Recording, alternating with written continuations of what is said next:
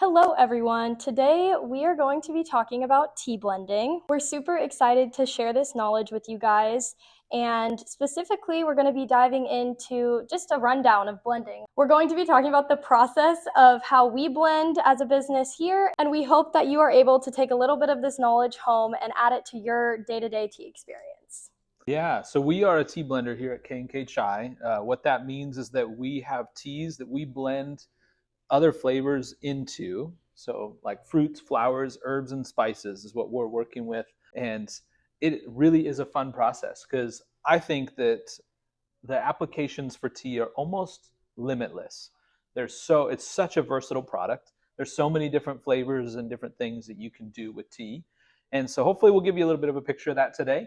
Going to be able to let you in kind of a behind the scenes look on some of what we do. We create a lot of different teas. We work with a lot of ingredients. So not including the teas that we use, we have over 150 ingredients that we blend with.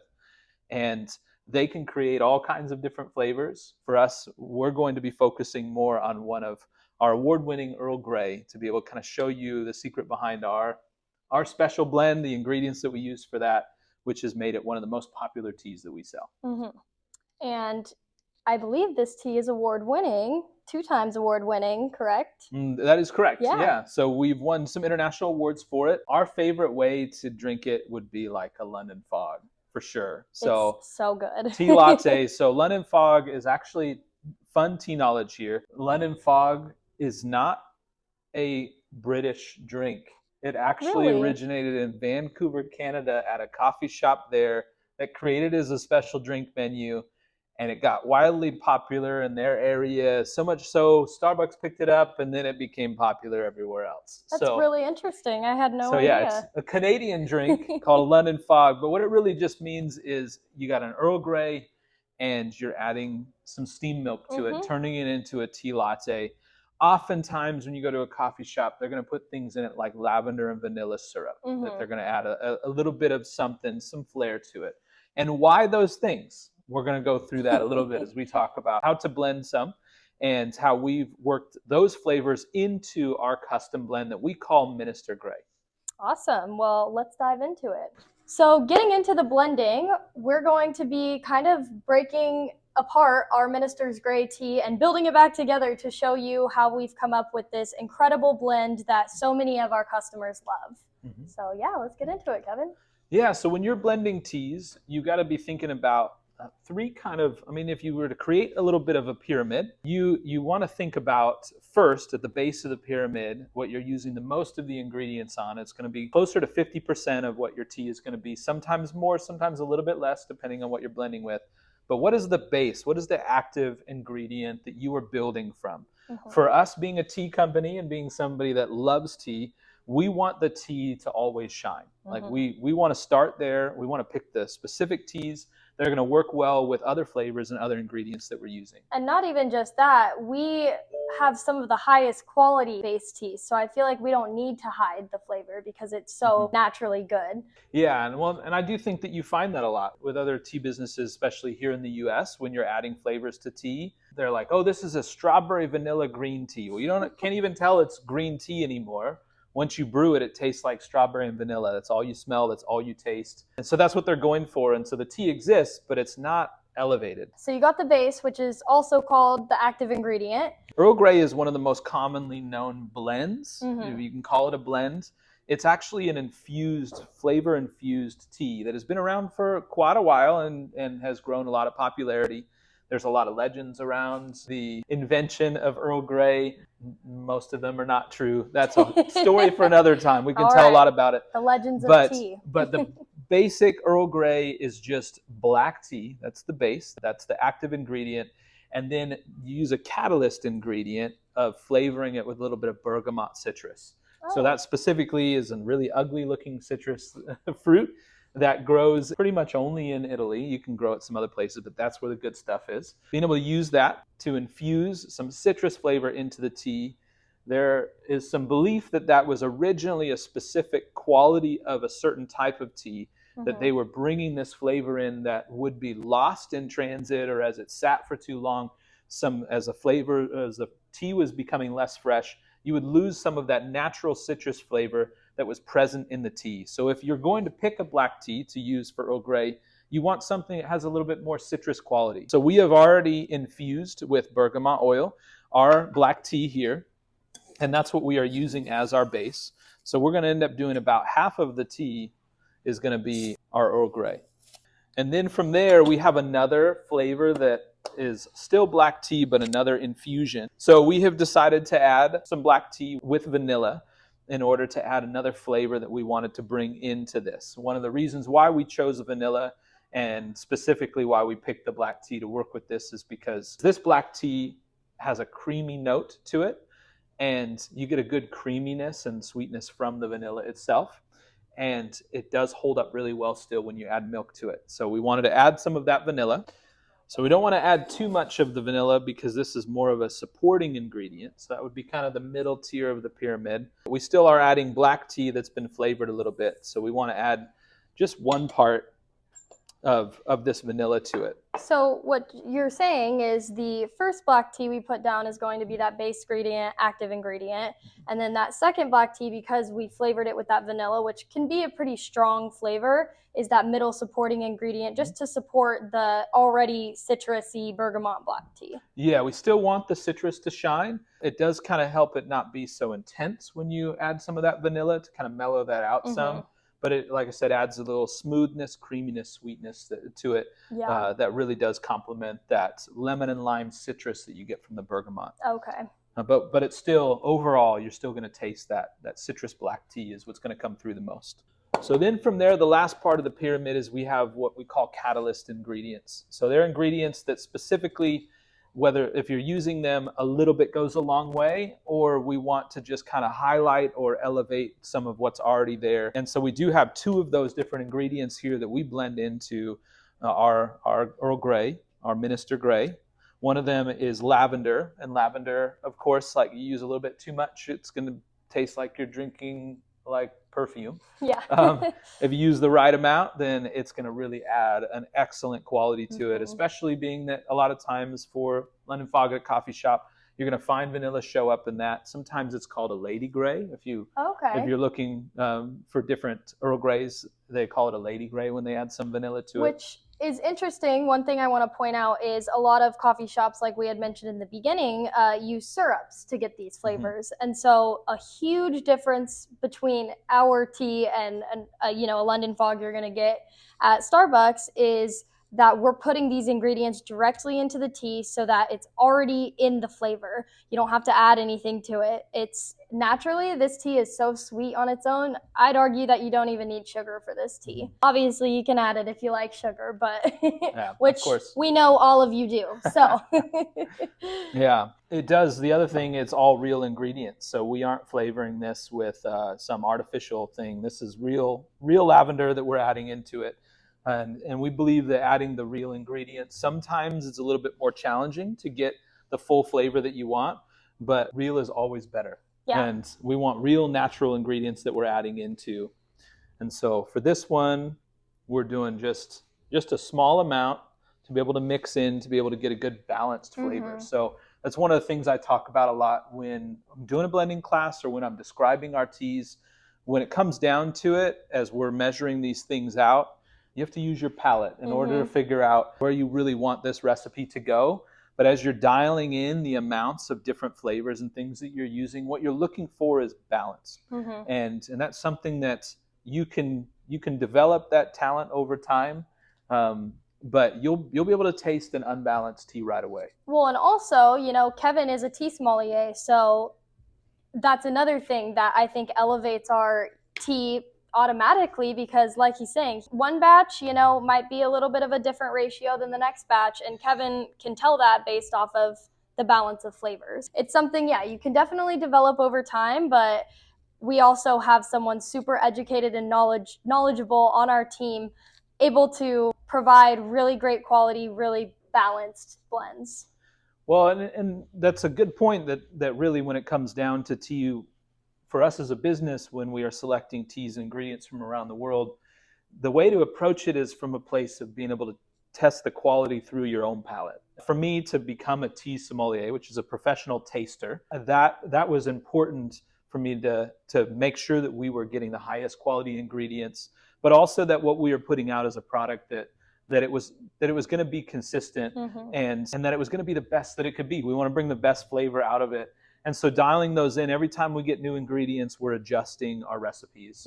And so that's, like, again, something that I have developed with training over time. You don't have to know all of that to get in and start experimenting, but it definitely is something that you gotta trust your palate. You gotta trust the taste as you go through things and are trying different qualities, different levels, different ingredients, and really it's great to experiment, but do some changes based off of what am I tasting here, and then make a change and see how that works. All right, so we've got two more catalyst ingredients that we add within our Minister Grey. One of them is sweet orange peel, and this one specifically is to add a little bit more of the citrus that sometimes disappears some with the floral and the vanilla that we are adding to it. And so we add a little bit more of this orange peel. The peel of the citrus carries a lot of flavor in tea blending, and we use the oil of the bergamot in here as well, but the citrus is a great way to go to add some things. So if you have any sort of citrus fruits around your house, the peel itself that you're normally throwing away, like even just adding that, you dry it out, or just adding it into your cup of tea when you're brewing it, is a really simple way to add some good flavor to any tea that you have that you're making, especially sometimes if the tea isn't exactly something that you love on its own. So you can add some things like lemon or orange or lime, and just add the peel to that. And the citrus cuts some of the bitterness of some of the stronger bitter teas, and does add a little bit of sweetness in there. I was going to say, it gives a really nice balance. The reason the peel is so potent because it carries oil in it, and so that oil is able to, with the hot water, is able to disperse into the tea a little bit more compared to, where the bergamot oil is already infused into the tea. And like Kevin said, lavender and vanilla are very strong flavors and tend to be ones that are very fine line of being overpowering. And so this kind of brings it back down to a balanced level. So we have one last ingredient that we add to our Minister Grey. And it makes it pretty. And it makes it very pretty. And to be completely honest, it doesn't do anything else than that. And it's funny because people always assume it's like lavender. They're like, oh, like you have this pretty flower in here, and it's gorgeous. It's cornflower, right? Cornflower. Yeah. It's nice blue, bright blue that just really pops against some of the other colors that we have in here. If you can see from that at all, I'm not sure how easy it is to see from the camera, but we do have quite a few different colors, but that blue is what really pops. Flavor-wise, this adds nothing to the tea at all. So if it's a common misconception that you're going to really add anything to it, it really is just for the beauty of it, which does do something for our whole experience. So whenever you are eating something that looks very plain, and it's going to change the experience than a plate that is full of colors. It's a similar thing when you approach tea, that the aesthetic of it, the beauty of it, is really going to matter with the whole experience and how you are enjoying it. And so we do add some things in here that are really just for visually what we are trying to get out of the tea. This would be one of those moments. I originally, when I first blended this tea, I thought that it added flavor that that I was going for in the tea, because I kept finding it in a lot of other tea blends that I really appreciated. I kept seeing this blue flower. I'm like, oh, it must be important. It must bring a flavor. And the more I was blending with it, I'm like, there's no flavor that comes out of this at all. Very bland, like, flower. Yeah. Like, even when you're blending with it in the shop, sometimes you open the bag and you're like, this smells pretty much like nothing compared to like our, rose and butterfly pea flower. Those are more like heavily, strong floral notes, whereas this is just really there for the aesthetic. Yeah. But I will say, I think it's the reason that a lot of people are drawn to the Minister's Grey initially, and then they try it and they're like, oh my gosh, this is so good. But I think the initial reaction is, this is a beautiful looking tea. Yeah. And I think that's what we go for in a lot of our loose leaf blends. And I think it's more likely, we always say too, if you want to get into more quality teas, getting out of the tea bag is important. If you find something that's already been put in a tea bag, likely, not always, but likely it's going to be a lot lower quality. And so if you can go start doing loose leaf tea, you're going to see there's a lot of value to it. It's going to be larger leaf, it's going to be bigger ingredients, and it's going to be a lot more beautiful. And so we're playing to that aesthetic. We're trying to draw you out of that tea bag that everybody is so committed to. I know. And wants to stay, wants to have the convenience of it. But when you get into loose leaf, you're going into a lot a lot higher quality of tea and a lot more depth of flavor, and the presentation is so Yeah. much better. No, 100%. I mean, if you were to cut open a Earl Grey tea bag, I can guarantee you 100% it's going to look brown, and that's it. And it's going to be more dusty than this, and the flavor might be there a little bit, but it's not going to be nearly as powerful. I don't want to say strong, because I feel like that's the wrong word. I feel like this tea is powerful because you take a sip of it and it's like, whoa. Like every single person that has tried this tea has that reaction. It takes you aback for a moment, because when you taste an Earl Grey, you're not expecting it to like explode in your mouth the way that ours does. Yeah, well, and that's actually the way that tea bag teas are designed. Like your typical commodity tea that you would find at a grocery store, you just find in a bag. Like you said, it looks more like dust. That is what in the tea industry what it's called. That's the grade of tea that is used for tea bags. It's called dust. It's cut so fine and so small. The point of that is to give you a lot of flavor very fast. Like right when you pour that water over, you can start sipping and taste what that tea has to offer. But it's a very flat flavor. It's strong, but it's flat. And so that's where when I talk about the depth, there's more complexity and depth to loose leaf teas and to our teas as we're adding those real ingredients, where sometimes they'll take a couple sips and you'll be like, first sip, I'm tasting this first. Next sip, I'm tasting a little bit more of this other ingredient. Next sip, this is lingering a little bit more this time. Yeah. And so it creates a whole different experience as you're getting into the tea. 100%. Now that we've blended our tea, we're going to go a little bit into the history of how blending came to be, and specifically how it's kind of led to the blending process now. All right, so you want to brew up our tea that we just blended? Yeah, I'm super down.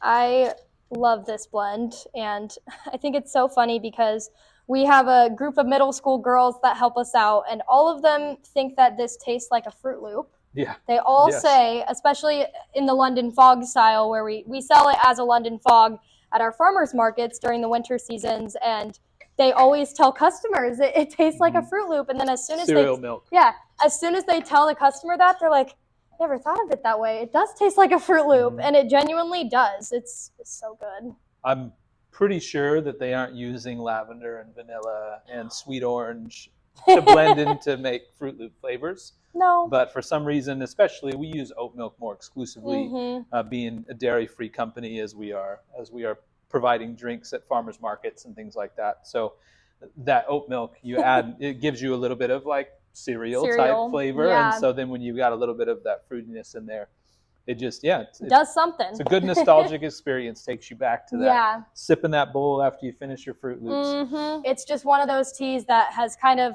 continued to be one of our long-standing like staples of the business. Yeah, that reminds me, we probably should do a concentrate tea talk where we talk a little bit about, or maybe even just how to create different infusions with tea, how to do a concentrate.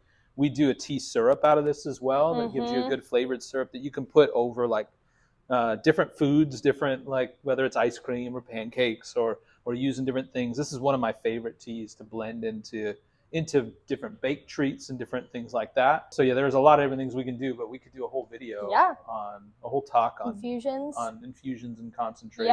Yeah, it's something you can totally do at home, and a lot of people think that it's a lot harder than it actually is. It's actually quite simple to make your own concentrate at home, and I think we've come up with our next tea talk topic. So, but yeah, as you can tell, it's brewing. It's a nice dark black tea color. This is another minute or so. So not to get too boring talking about history. I love history. It's something I've always been fascinated with.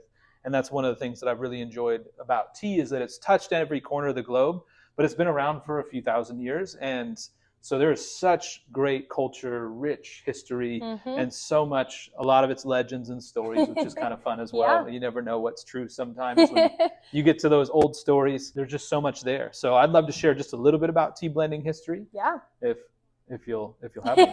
I would love to. Okay. Yes, I love listening. Kevin has the best history stories. So if you hate history, you're setting me up this here. is the history for you. Good. I know, better be. No, I'm just kidding. So originally, if we talk about tea blending, as long as tea has been consumed, blending herbs, fruits, flowers, and spices into tea has also been part of the regular practice. Even a long ways back in Chinese history, there's this prolific tea writer who became like the master and created all the tea standards and process and all of that. His name is Lu Yu. And so he kind of really set the, like, everybody's doing tea, but this is what you need to know. This is how you need to approach tea. This is how tea is made the right way, whether it's growing it, whether it's processing it, whether it's brewing it. And so much, he became so popular that across every tea house, you would be able to see posters that were sections of his book that were in posters along the tea house that you can go and that they would post around so you could see. Was this in like different countries? Did it spread? It was all through China. Okay, so just through China. It was, wow, that's awesome. Which originally, if you look at the history, China is the place that were the first ones to really cultivate tea as a plant that they can harvest and that they can turn into a drink. Other places in the world, or it all kinds, there's a small part in Asia, but it covers a couple different countries, not just China, where tea grows naturally in the wild. Yeah. And other places that we grow it now in places like South America and even in parts of the U.S. Which a lot of people don't realize too. In parts of the U.S., you're referring to like Hawaii, right? It grows in Hawaii, grows the longest standing tea farm in the U.S. is on an island out of South Carolina. On the East Coast, 100 years later, was the second place they grew tea, which is actually right in our own backyard from where we're filming this right now. Wow. The Japanese immigrants who came during the gold rush in California brought tea with them. It was funded by a rich samurai for them to be able to establish a tea farm here in California, just up the river. I had no idea. See, you learn something new every day. But I think it's really interesting because we get questions a lot on like, do you grow your own tea? And it's actually like you have to have the right conditions to grow tea, and most parts of the US does not have those conditions. So back to when he's talking about the origins, like it makes a lot of sense that parts of Asia and that part of the world is where it grows naturally because they have the conditions the perfect conditions for that to happen. Yeah, and there's a lot that goes into the flavor of the tea itself and what it's going to taste like based off of where it's grown. And it is difficult sometimes to get it to really take off in a place that you can have something that you can drink, which is one of the reasons why tea blending was done back at that time, because when tea was lower quality, you still got some health benefits from it, and you still got caffeine from it, and it's a lot better feeling caffeine than you get from a lot of other things. But in China, especially, the good tea went to the emperor. It was tribute tea. And you were stuck with whatever you could grow in your tea garden that wasn't anything that you could sell, wasn't anything that you could offer up as tribute. Or if it was looking at like when tea was just starting to be grown in India and in Africa for cultivation, the first crops they were turning out as far as the tea leaves were developing, the plants were developing, but the tea didn't taste great. And so adding not great tasting tea into something that they already had was a blend of spices in India that they had around for a couple thousand years in their Ayurvedic tradition that had to do a lot more with health benefits, but also was a regular pastime to drink this spicy beverage. Adding the tea to it came a couple thousand years later, so it's like an and it's only within the afterthought. last couple hundred years that they've been adding the tea. Okay, well, I think our tea is ready. Yeah. Kevin's going to pour us some. Is there anything else you kind of wanted to touch on in regards to the history? Yes, to talk about some of the ingredients that were used throughout time. Some of the earliest records we have of what was blended into tea in China was things like oranges, herbs, spices, onions. It sounded a little bit more like a soup to me than it did like a tea. Which is very common to their food even nowadays. Absolutely, yeah. So you think about like some of the flavors that are really appreciated in those cultures, and you have something like a genmaicha in Japan that's been around for hundreds of years, developed in Kyoto a couple hundred years ago. It's toasted rice that they throw into their green tea, obviously something that they really do value. And then you have somewhere like Morocco that's going to have the Moroccan mint that everybody's heard about as a tea blend. They normally put a mix of dried and fresh mint that's growing everywhere, all over. Like you think of Morocco, you think of a place that has very fresh, very lively, spicy flavors and a lot of vibrant colors and flavors. And so being able to throw some fresh mint in there, it's also a hot place. So when you're drinking hot tea, to have a cooling mint, it really does help you. Which, that kind of fun fact, if you didn't know, pretty much anywhere else in the world you go, on a hot summer day, you are not drinking ice water. You're actually drinking hot tea because scientifically, drinking something hot in the heat actually helps to cool down your body and regulate your like temperature system. I don't know why we decided that iced water was, so much better than having an afternoon tea time, but it's very interesting to think that they still want that cooling effect, but they're still probably most likely consuming it warm. Yeah, iced tea is definitely more of an American trend. Yeah. Even some of the first iced tea was known to have originated in America, which I don't know if that's actually true. So we probably should take that part out. That's okay. If you are drinking tea at home and you're looking for different tea blends, we've given you a few different things to consider as you're looking into different blends. Getting out of the tea bag would be one of those things. Looking for higher quality, especially real and natural ingredients for flavors rather than just extra things that are added to it. There's a lot of different things that you can do if you have teas. We don't suggest that you throw them all into the harbor like we did a long time ago. Find ways to cook with it. Find ways to add some things to it that make it really enjoyable. Adding some citrus is really a good way to just add something to a tea that isn't as easy on the palate, as easy to drink, but makes it a lot more palatable, a lot more refreshing. Yeah. Adding fresh herbs too, especially mint, like what they do in Morocco. It's a very bitter tea. They actually overboil it on purpose to get all the flavors that you can from it. And so they do add some sweetener. Honey's always a good friend to tea to add into that, but they add that fresh mint in there as well to really add a bunch more flavor. So citrus, mint, a little bit of sweetener are great things to start blending into teas. And I think even more so than because a lot of you might be asking, well, why would I add this if I'm already getting a tea? Well, I think for me, it adds to the routine. And we talk a lot about how incorporating a tea routine into your life can really help benefit your day-to-day life and your routines. And I think being able to for me, I have mint growing in my garden. Being able to pick some fresh mint and plop it in my tea, that feels so much more, I don't know, wholesome, better to drink because I've taken the time to be able to have this plant that's grown in my backyard and be able to drink and enjoy, some of the flavors from it. So I think that's also another big reason why blending can kind of be a really fun thing to get into is because it allows you to give more time and space for tea. So, and for yourself because you're taking care of yourself when you're doing routines like that. So. And you can also think about how you are creating some of these teas for the experience or for the specific moment that you're in or whatever food you're enjoying with it. Because I don't think that you should ever eat food without drinking tea at the same time. Food needs tea. And so you definitely can start to think a little bit more about what am I working with? Is this going to be, a dish that could really be enhanced by a little bit of citrus that I'm adding to the tea or some fresh mint. I recommend doing whole spices, grind them up a little bit with mortar and pestle. That word's really hard.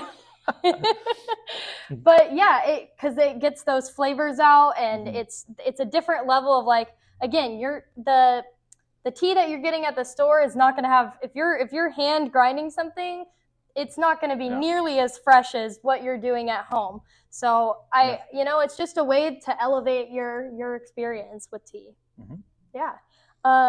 Which kind of brings us into another way you can, incorporate this. We've talked a lot about how you can take items in your cupboards that you already have and add them in. But let's say you want to get a little bit deeper into the whole tea blending thing and you want to start experimenting with more unique ingredients and things like that. We have curated a quarterly subscription box that basically provides you with the ingredients to do this yourself. And it's super customizable. I'm going to let Kevin explain a little bit more about how we kind of designed this and what you're going to get out of this box, because I think it's a really great way to kind of enhance your routine with tea. Yeah, if you're curious about tea blending, you want to experiment yourself, growing your cupboard of ingredients is really a good approach to do that. And so we send out a featured ingredient every time we send out a box. This one we have set here. A featured ingredient is our lavender that we send, so you can start experimenting with that with different teas or or syrups or whatever baking or whatever things you want Yeah. to do with it. We'll send that to you, and then we'll show you 3 of the tea blends that we have done, and we create a card that kind of explains a little bit of the value of lavender, some ways that you can use it, some places you can get started with it, and so you get to try the ways that we have done it. So we have our like Minister Grey built into this one, and we've got 2 other very different. We've got one that's like a hop tea we call our Twilight, one of our award-winning blends there.